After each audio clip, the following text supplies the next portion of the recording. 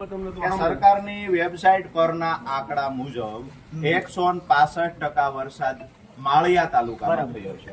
સરકારની જ ગાઈડલાઈન છે અતિવૃષ્ટિ કેને કહી શકાય તો 120% કરતા વધારે વરસાદ સિઝનનો પડે એ વિસ્તારને એ તાલુકાને અતિવૃષ્ટિમાં સમાવેશ કરી એને સહાય ચૂકવવી. નંબર 2 કે કમોસમી વરસાદ કોને ગણવો? એક અતિવૃષ્ટિ છે એમાં પણ સહાય મળે.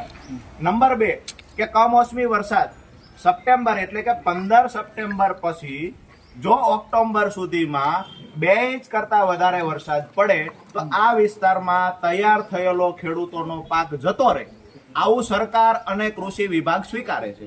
તો ઓક્ટોબર મહિનામાં અહીંયા માળિયા તાલુકામાં 4.5 ઇંચ વરસાદ પડ્યો. પાક જતો રહે કે ના જતો રહે? ખેડૂતોનો તૈયાર થયેલો પાક સાહેબ જતો રહ્યો. મારી પાસે એવા પણ આંકડા છે જ્યાં 80% વરસાદ માત્ર સિઝનનો પડ્યો છે, ત્યાં સરકાર દ્વારા સહાય ચૂકવવામાં આવી. અહીંયા 165% વરસાદ એટલે કે 80ના ડબલ કરતા પણ વધારે.